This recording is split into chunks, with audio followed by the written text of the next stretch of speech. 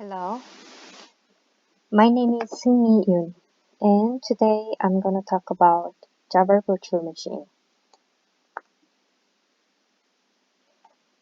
Before we start the Java Virtual Machine, let's think about what a virtual machine is. A virtual machine is a virtual environment that functions as a virtual computer system with its own CPU, memory, networking interface, and storage created on a physical hardware system. Virtual machines are isolated from the rest of the system, and multiple virtual machines can exist on a single piece of hardware, like a server. They can be moved between host servers depending on demands, or to use resources more efficiently. JVM stands for Java Virtual Machine. JVM is a component of JRE, Java Run Environment.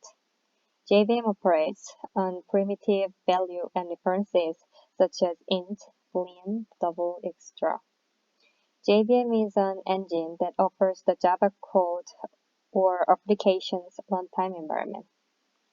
It transforms bytecode Java into the language of computers. In programming languages like C and C++, the code is first compiled into platform-specific machine code. These languages are called compiled languages. On the other hand, in languages like JavaScript and Python, the computer executes an instruction directly without having to compile them. These languages are called interpreted languages. Java uses a combination of both techniques. Java code is first compiled into bytecode to generate a class file. This class file is then interpreted by the Java Virtual Machine for the underwriting platform. The same class file can be executed on any version of JVM running on any platform and operating system.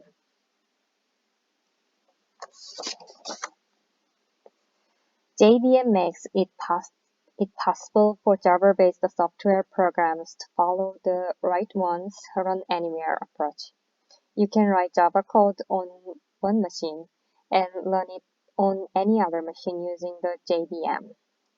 JVM was initially designed to support only Java.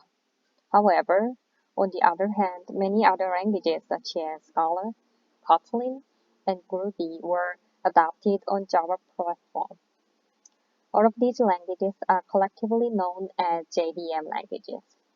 JVM is also good to manage and optimize program memory. The JVM consists of three distinct components. First, class order.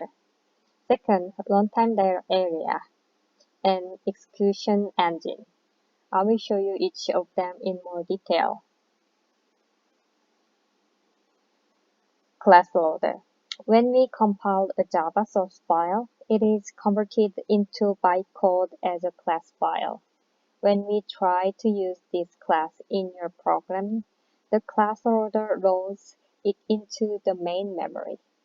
The first class to be loaded into memory is usually the class that contains the main method. There are three phases in the class loading process. First, loading, second, linking, and finally, initialization.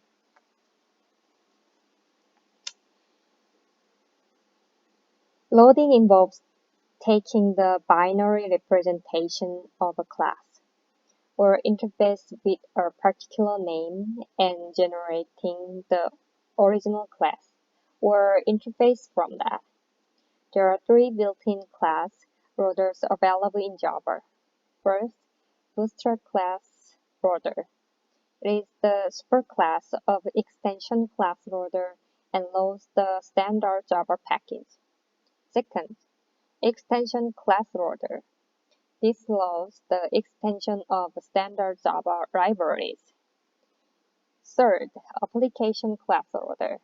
It loads the file present on the class path. By default, the class path is set to the current directory of the application. After a class is loaded into memory, it undergoes the linking process. Linking a class or interface involves combination of different elements and dependencies of the program together. First step is verification. This phase checks the structural correctness of the class file by checking it against a set of constraints or rules.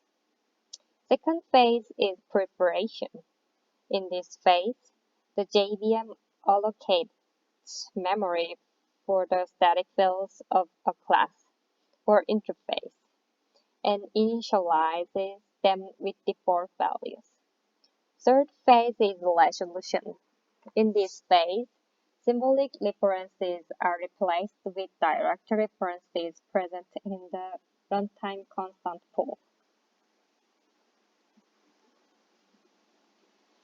Initialization involves executing the initialization method of the class or interface. This can include calling class's constructor, executing the static block, and assigning values to all the static variables. This is the final stage of class loading. There are 5 components inside the runtime data area. First, method area.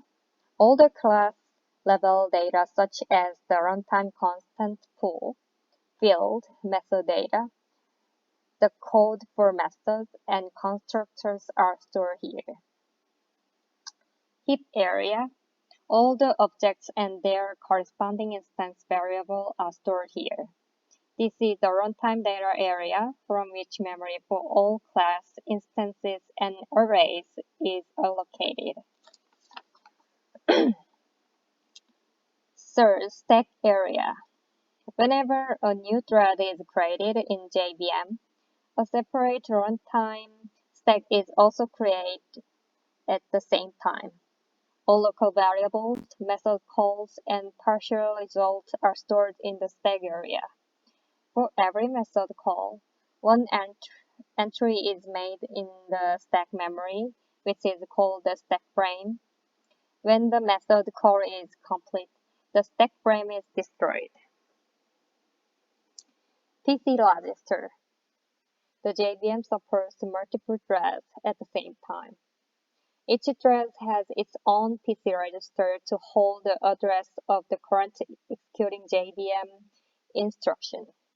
Once the instruction is executed, the PC register is updated with the next instruction.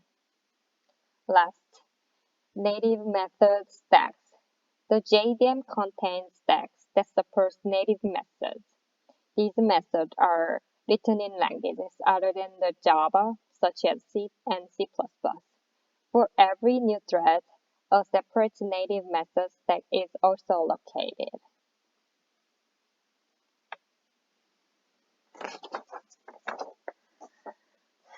Once the bytecode has been loaded into the main memory and details are available in the runtime data area, the next step is to run the program. The execution engine handles this by executing the code present in each class. However, before executing the program, the bytecode needs to be converted into machine language instructions. The JVM can use an interpreter or a JIT compiler for the execution engine. Also, there is a garbage collector. The garbage collector collects and removes unreferenced object from the heap area. It is the process of reclaiming the runtime unused memory automatically by destroying them. Garbage collection makes Java memory efficient because it removes the unreferenced objects from heap memory and makes free space for new objects.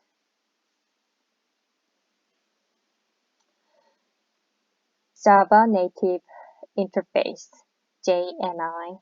Sometimes it is necessary to use native code, for example, C or C++. Can be in cases where we need to interpret with hardware or to overcome the memory management and performance constraints. In Java, Java supports the execution of native code via the Java Native Interface, JNI. JNI acts as a bridge for permitting the supporting packages for other programming languages such as C or C++ and so on. This is especially helpful in case where you need to write the code that is not entirely supported by Java, like some platform-specific features that can only be written in C. So, thank you for watching this presentation. I hope this presentation helps you to understand about JVM. Thank you again, and I hope you guys have a great semester.